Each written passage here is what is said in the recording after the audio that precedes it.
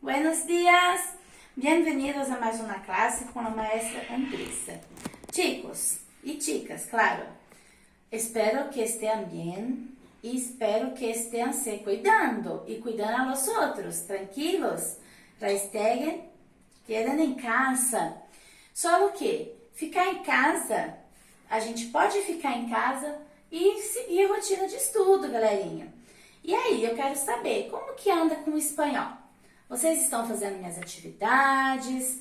Porque assim, poucas dúvidas, quase nada, então quase ninguém me enviou mensagem.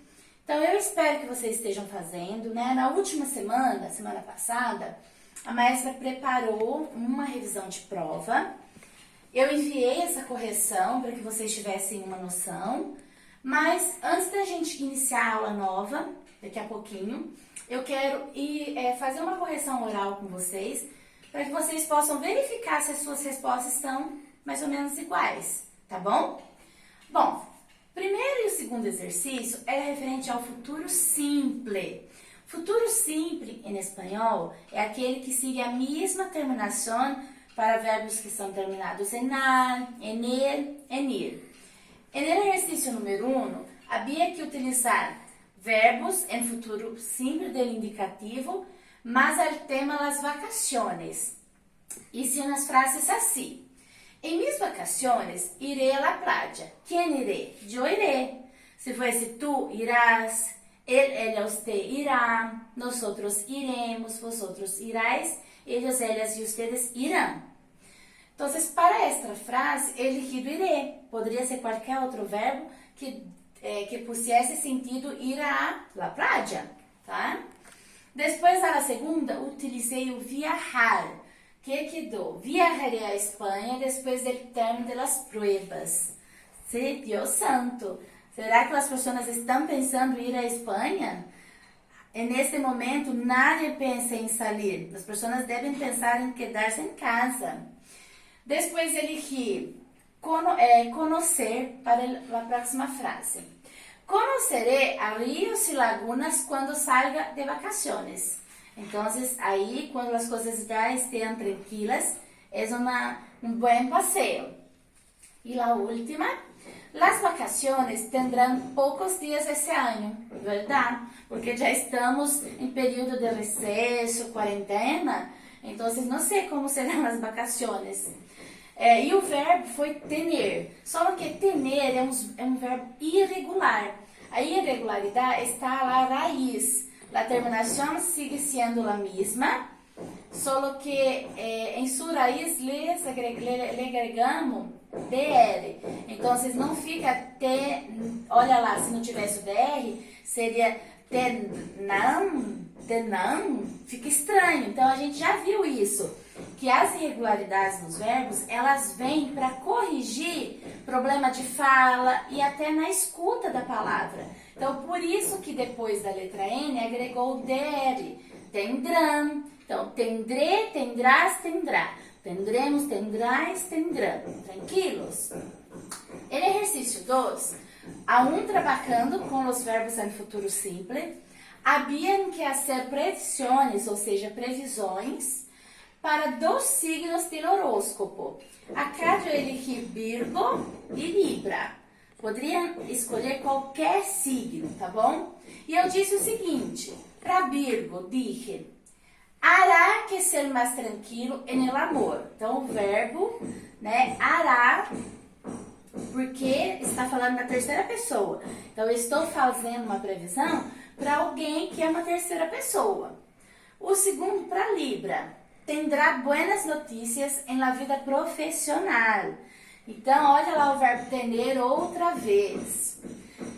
E aí, esses eram 2 exercícios sobre o futuro. Depois do exercício 3, hablé sobre las preposiciones.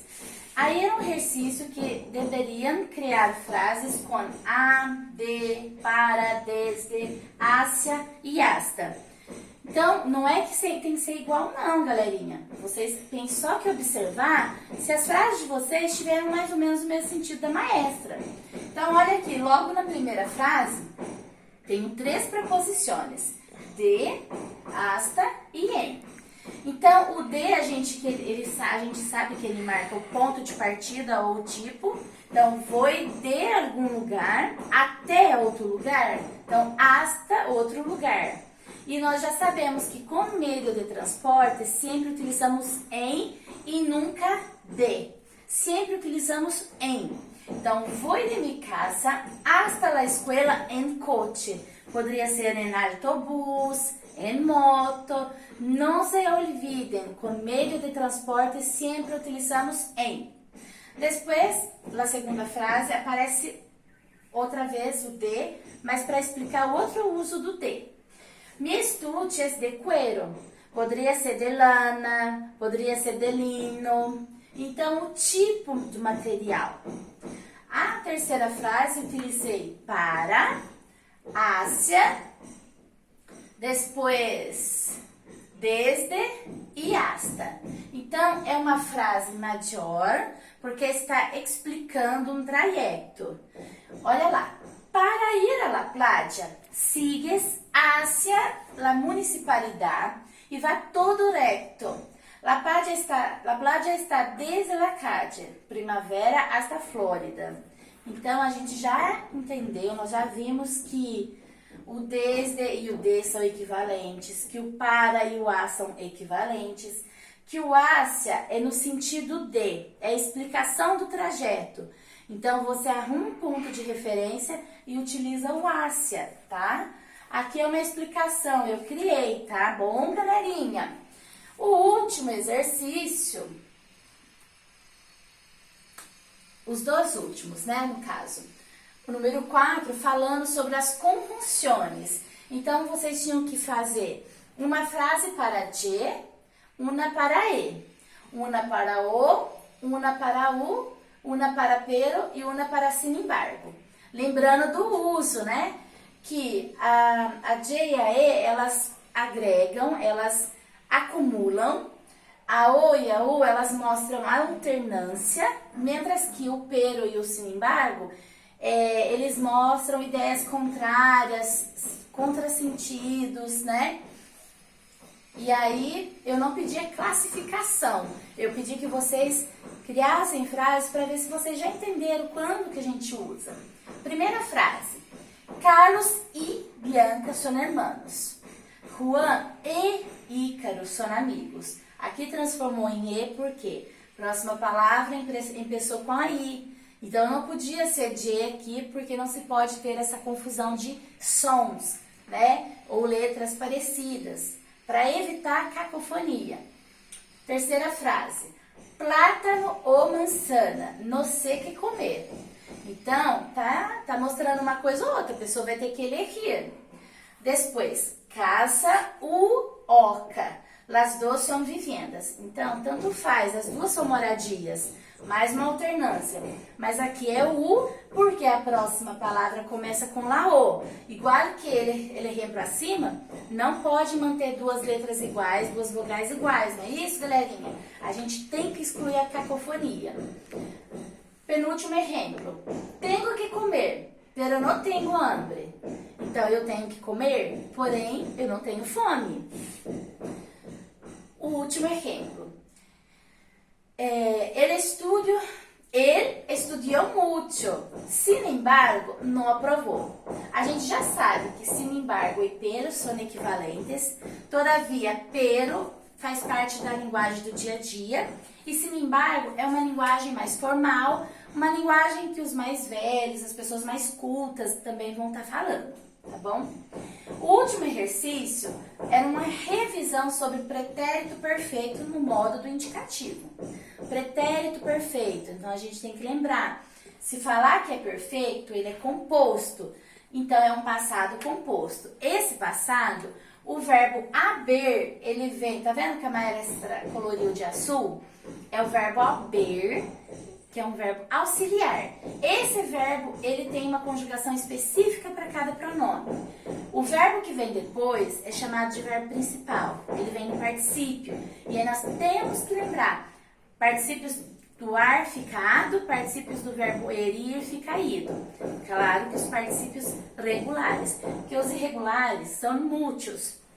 abrir fica abierto, escrever fica escrito. E aí, ó, vamos corrigir, porque essa aqui só havia uma resposta, né, galerinha?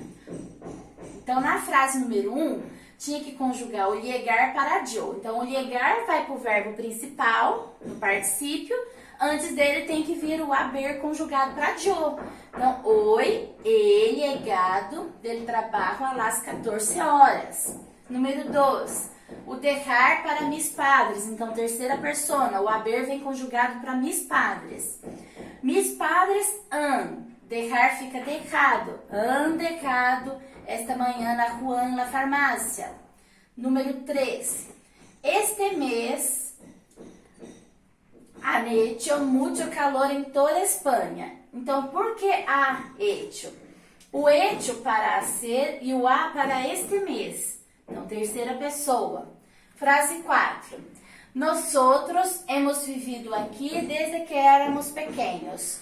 Então, hemos para nosotros e vivido para viver. Então, assim se forma o pretérito perfeito ou pretérito perfeito composto. A gente não pode esquecer, a gente sempre utiliza o auxiliar. Não pode só colocar para mim auxiliar ou só colocar para mim o verbo principal. Não, tem que ser os dois juntos. Essa estrutura ela é utilizada na Espanha especificamente, porque ela mostra um passado que é recente, um passado muito presente.